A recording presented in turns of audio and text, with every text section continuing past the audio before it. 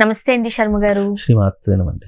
సుభాష్ శర్మ గారు, సాధారణంగా మనం ఎవరింట్లో కన్నా వెళ్ళినప్పుడు ఈ మధ్య కాలంలో మన ఫొటోస్, ఫ్యామిలీ ఫొటోస్ అన్ని హ్యాంగ్ అవుతూ ఉన్నాయి. బట్ పెద్దవాళ్ళు పూర్వకాలంలో చూసినప్పుడు దేవుడు ఫోటోలు, చనిపోయిన వారి ఫోటోలు చెప్తా ఉంటారు కదా సరదాగా. అయిపోయిందంటే నువ్వు గోడ మీదకి వెళ్ళిపోతావు, దండేస్తారు అని ఇట్లా మనం చూస్తూ ఉంటాం. అయితే పూజ గదిలో కూడా దేవుడి విగ్రహాలు ఉంటాయి, అమ్మవారు ఉంటారు, దేవుడు ఉంటారు, చనిపోయిన వాళ్ళని కూడా పెడుతూ ఉంటారు. నేను ఈ మధ్య కాలంలో ఎవరి దగ్గర పెద్దవాళ్ళ దగ్గర విన్నాను, సాధారణంగా దేవుడు ఫోటోలు పూజ గదిలో చనిపోయిన వాళ్ళ ఫోటోలు పెట్టకూడదు అని. ఇప్పుడు చనిపోయిన వాళ్ళు మనం దేవుడితో సమానంగా చూసేస్తాం కదా. సమానంగా చూడడం వేరు, సమానంగా వాళ్ళ మధ్యలో పెట్టడం వేరు. అలా పెట్టకూడదు. దేవుడు పూజా గదిలో చనిపోయిన వాళ్ళ ఫోటోలు ఎట్లా పెట్టకూడదు కదా. కాబట్టి అది రాంగ్. అసలు పెట్టకూడదు కూడా. అలా చేయడం కూడా దోషభూయిష్టమే. ఓకే. ఇంకా రకరకాల ఫొటోస్ ఉంటాయి పూజ గదిలో. అసలు పూజ గదిలో ఏం ఉండాలి, ఏం ఉండకూడదు అన్ని చెప్పండి. ఫొటోస్, గంట, మీరు అన్నట్టు ఇంతకు ఎపిసోడ్ లో మనం చేసాం మేరు శ్రీచక్రం, వీటి గురించి అసలు ఏం ఉండాలి? పూజా గదిలో మనం 100 రకాలైనటువంటి దేవుళ్ళు పెట్టుకోవాల్సిన అవసరం లేదు. పూజా గదిలో 100 ఫోటోలు పెట్టుకోవాల్సిన పని లేదు. పూజా గది అనేటటువంటిది, పూజా గది ఏ రకంగా నియమితం ఉండాలి అనేటటువంటి శాస్త్రం మనకు కొన్ని నియమాలు అందించింది. మనం ఎప్పుడూ కూడా 3 దేవతలను ఆరాధించాలి.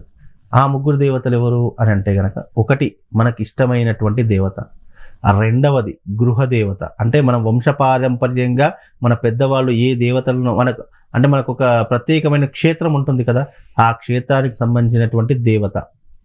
మూడవది నీకు ఏ రకమైనటువంటి అంటే ఏదైతే అతిగా నువ్వు నమ్మేటటువంటి విశ్వాసము, నువ్వు ఏ అమ్మవారిని నమ్ముతావా, శివుని నమ్ముతావా, లేదంటే ఇంకెవరినైనా నమ్ముతావా, నువ్వు నమ్మేటటువంటి ఏదైతే ఉందో ఈ 3 ప్రధానంగా నీ యొక్క పూజా మందిరంలో పెట్టుకోవాలి. అంతకు మించి నువ్వు 100 ఫోటోలు పెట్టుకుంటాను, 100 రకాల ఇది చేస్తానంటే పెట్టుకునేవాడు పెట్టుకుంటున్నాడు తప్ప దాన్ని చూసుకునేవారు ఎవరండి? ఇప్పుడు నేను ఒక ఇంట్లోకి వెళ్ళాను, దాదాపుగా ఆ ఇంట్లో 20 ఫోటోలు ఉంటాయి. ఇటు ఒక 10 ఫోటోలు, ఇటు ఒక 10 ఫోటోలు ఉంటాయి. ఏదో ఫోటోలు పెట్టారు అన్నటువంటి విషయమే తప్ప ఆ ఫోటోలు ఇట్లా ముట్టుకుంటే ఇట్లా దుమ్ము అంటుతుంది. అసలు ఫోటో వెనకాల ఏ దేవుడు ఉన్నారో కనిపించని పరిస్థితి ఉంటుంది. 100% ఆ రకమైనటువంటి పద్ధతులు పెట్టేసుకుంటున్నారు. విగ్రహాలు చూస్తే గనక ఒక్కొక్కరి ఇంట్లో వెండి విగ్రహాలు అని చెప్పేసి, ఇత్తడి విగ్రహాలు అని చెప్పేసి కుప్పలు తెప్పలుగా పెట్టేసుకో. అసలు ఆ విగ్రహాలు దేనికి పెట్టుకున్నారో కూడా అర్థం కాకుండా చాలా మంది కుప్పలు తెప్పలుగా విగ్రహాలు ఎందుకు అన్నిగనం పెడుతున్నారు? ఎందుకు ఏ రకమైనటువంటి విధానాలు చేస్తానని పెట్టుకుంటున్నారు? నీ ఇంట్లో ఎప్పుడు కూడా ఏదైనా విగ్రహం ఉండాలి అని అంటే గనక నువ్వు నీ ఇంటి దేవుడి యొక్క విగ్రహం పెట్టుకో, నీ ఇష్టదేవత యొక్క విగ్రహం పెట్టుకో. అంతే తప్ప నేను 100 రకాల విగ్రహాలు పెట్టుకుంటాను, నాకు అమ్మవారు అంటే ఇష్టము, ఆంజనేయ స్వామి అంటే ఇష్టం, శివుడు అంటే ఇష్టము, వాళ్ళంటే ఇష్టం, ఇవన్నీ వద్దు. అంటే నేను ఒక పూజ గది చూశాను, రాముడు సీతమ్మ వారు ఉన్నారు, ఒక శివుడు ఉన్నారు, బాబా ఉన్నారు, సత్యసాయి బాబా గారు ఉన్నారు. ఎందుకు ఇవన్నీ? ఇప్పుడు ఒక్కటండి, ఆంజనేయ స్వామి ఉన్నారు, వినాయకుడు ఉన్నారు. అయ్యో నేను అమ్మవార్లు 2-3 అమ్మవార్లు నేను ఎక్కడికి వెళ్ళాను, బెంగళూరు వెళ్ళానండి ఒకసారి. అంటే ఒక పూజా నిమిత్తమై వెళ్ళాను. ఆ ఇంట్లో దాదాపుగా 20 నుంచి 25 విగ్రహాలు పెట్టుకున్నారు. దాంట్లో లేని విగ్రహం లేదు.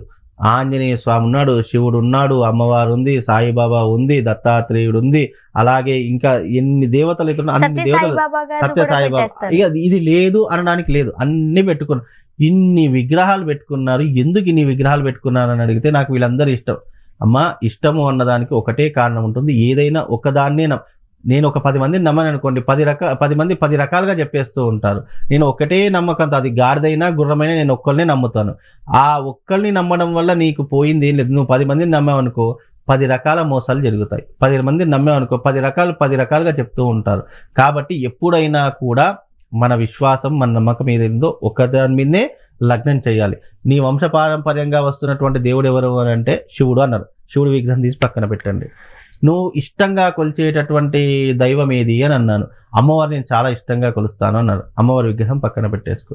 అలాగే నువ్వు ఇంకా ఎవరైనా ఇష్టపడుతున్నావా, ఇంకా ఎగ్జామ్షన్ అది, ఇంకా ఎవరైనా పూజిస్తున్నావా అంటే ఆంజనేయ స్వామి అంటే నాకు చాలా ఇష్టం అండి, నేను ఆంజనేయ స్వామిని చాలా నమ్ముతాను, నాకు మిరాకిల్ జరిగాయంటే ఆంజనేయ స్వామి.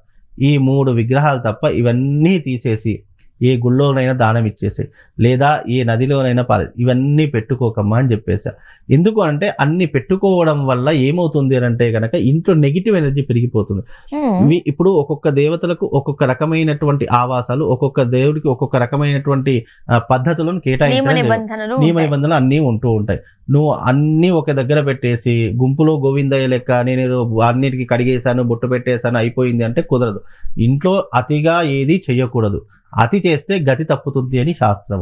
కాబట్టి నువ్వు పూజా విగ్రహాలైనా, దేవతా పటాలైనా, ఇంకోటి ఇంట్లో ఈ యొక్క ఉగ్రస్వరూపాలుగా ఉన్నటువంటి విగ్రహాలు కానీ, ఉగ్రస్వరూపంగా ఉన్నటువంటి ఫోటోలు కానీ అస్సలు ఉండకూడదు అని శాస్త్రం.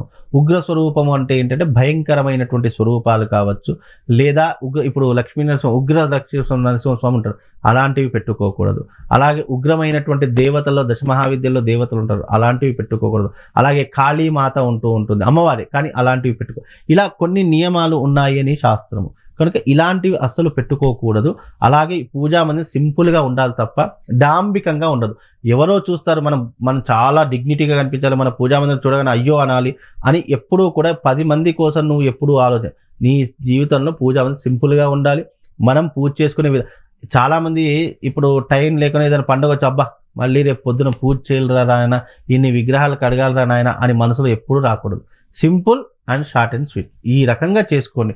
నువ్వు గంటలు కూర్చొని విగ్రహాలు తోడుస్తూ కూర్చోవడము, అవన్నీ చేసుకుంటూ ఇవన్నీ అవసరం లేదు. నువ్వు పూజ అంటే భయపడేలా ఉండకూడదు. నువ్వు అరే పొద్దున్న లేచి వెంటనే పూజ చేసుకొని వెళ్ళిపోయేటట్టుగా ఉండాలిరా అని నీ మనసులో పూజ చేసుకోవాలనే ఆతృత ఉండాలి తప్ప అబ్బా మళ్ళీ పొద్దున్న లేచి ఇవన్నీ చెయ్యాలా అనేటటువంటి మనస్తత్వం రాకూడదు. అందుకే సింపుల్గా ఉండాలి. ఇష్టదైవము, కులదైవము, నీ గ్రామ దేవతను, లేదంటే నీకు ఇంకా ఇష్టమైనటువంటి దేవతను ఇవి పెట్టుకో తప్ప ఒక 2-3 విగ్రహాలకు మించి, 2-3 పటాలకు మించి అతిగా ఏం పెట్టుకో. ఒక శివుడు ఉంటే ప్రపంచం ఉన్నట్టే, ఒక అమ్మవారు ఉంటే ఇంకా అన్నీ ఉన్నట్టే, శ్రీయంత్రం పెట్టుకున్నావు అది ఉంటే అన్నీ ఉన్నట్టే. చాలు, ఒక్క దాంట్లోనే మనం అన్ని చూసుకోవాలి. అంటే ఇప్పుడు సీతారాముల కళ్యాణం వచ్చింది, అవును, మనం రాముడు సీతమ్మ వారి ఫోటోలు పెడతారు, పూజ చేస్తారు. ఈ లోపు శివరాత్రికి సంబంధించి వచ్చింది, మనకు శివుడు ఫోటో కావాలి. మరి అప్పుడు మరి ఈ విగ్రహాలు ఎక్కడైనా దాచిపెట్టుకోవచ్చా? మనకు అవసరమైనప్పుడు ఏంటి అంటే నిత్య పూజలో చేసే దేవాలయంలో, దేవతా మందిరంలో ఉండవలసినటువంటి పద్ధతులు మాత్రమే చెప్తున్నాను. నాకు పండక్కు అన్నీ కావాలి అని అంటే కనుక సంవత్సరంలో 365 పండగలు ఉంటాయి, అన్ని తీసుకొచ్చి ఇంట్లో నింపుకోలేం కదా. ఇప్పుడు శివరాత్రి వచ్చింది, శివుడి విగ్రహం ప్రతి ఒక్కరి ఇంట్లో ఉంటుంది. అమ్మవారి యొక్క నవరాత్రులు ఉంటాయి, ప్రతి ఒక్కరి ఇంట్లో అమ్మవారి విగ్రహము లేదంటే మేరు శ్రీచక్రం ప్రతి ఒక్కరి ఇంట్లో ఉంటుంది. ఇంతకు మించి ఏం కావాలి? అంతకు మించి మనకు ఇన్స్టెంట్ గా ఏదైనా కావాలంటే అప్పటికప్పుడు తెచ్చుకోవాలి, మళ్ళీ అవి పక్కన పెట్టేసుకోవాలి తప్ప మళ్ళీ దాన్ని పూజా మందిరంలో పెట్టేసుకొని ప్రతిరోజు మనకి అప్పటికి అవసరం లేని విగ్రహాలు కావచ్చు, పటాలు కావచ్చు, ఇంట్లో భద్రపరచుకోవచ్చు. ఒక పక్కన పెట్టేసుకోండి, లేదు అంటే గనక ఒక దాంట్లో ఒక డబ్బాలో కానీ దేంట్లో పెట్టుకుని పక్కన మనకు అవసరానికి తగ్గట్టుగా తీసుకోవచ్చు తప్ప. ఇప్పుడు అయ్యప్ప సీజన్ వచ్చిందండి, చాలా మంది అయ్యప్ప స్వామి అభిషేకాలు చేస్తుంటారు, విగ్రహాలు ఎక్కడ పెడతారు? పూజా మందిరంలో తీసుకొచ్చి పెట్టారు కదా. ఒక డబ్బాలో ఒక బియ్యం వేసుకుని ఆ డబ్బాలో విగ్రహాలు భద్రపరచుకుంటారు, మళ్ళీ అది సీజనల్ వైజ్ గా వాళ్ళు తీసుకుంటారు. అలాగే మనం కూడా ఏంటంటే ప్రతిసారి పూజ చేసాము, ప్రతిసారి కొత్త విగ్రహాలు తీసుకోవడం, అవి దీంట్లో కలిపేద్దాము అని ఎప్పుడు అనుకోకండి. నీ పూజా మందిరం పూజ చేసుకోవడానికి అనుగుణంగా ఉండి నువ్వు దాన్ని ఇంకా చేసుకోవాలని నీ మనసులో కుతూహలం ఉండాలి తప్ప అబ్బా మళ్ళీ విగ్రహాలు పెరిగాయి, మళ్ళీ పటాలు పెరిగాయి, మళ్ళీ దీన్ని ఇంత నేను చెయ్యాలా అనేటటువంటి భావన తెచ్చుకోకండి. అండ్ మరీ ముఖ్యంగా చనిపోయిన వారి ఫోటోలు కూడా పూజ గదిలో ఉండకూడదు. చనిపోయిన వాళ్ళ ఫోటోలు దక్షిణాభిముఖంగానే ఉండాలి తప్ప ఇంట్లో పూజా మందిరంలో పెట్టుకుంటా అంటే అది మహాపాతకంగా ఉంటుంది. కాబట్టి చనిపోయిన వాళ్ళ ఫోటో పూజా మందిరంలో ఉండకూడదు. అంటే చనిపోయిన వాళ్ళ ఫోటో ఎంట్రన్స్ లోనే పెడుతూ ఉంటారు చాలా మంది, అది ఎంట్రన్స్ లో కూడా పెట్టకూడదు. ఎప్పుడైనా పూజా మనం చనిపోయిన వాళ్ళటువంటి ఫోటో ఏదైతే ఉందో దక్షిణాభిముఖంగా ఉండేటట్టు, అంటే ఆయన ఒక ఫోటో దక్షిణముఖంగా చూసుకునేటట్టు పెట్టుకోవాలి. ఉత్తరాభిముఖంగా పెట్టుకోకూడదు, తూర్పుముఖంగా ఎలాగూ పెట్టుకోకూడదు. పెట్టుకోకూడదండి. ధన్యవాదాలు.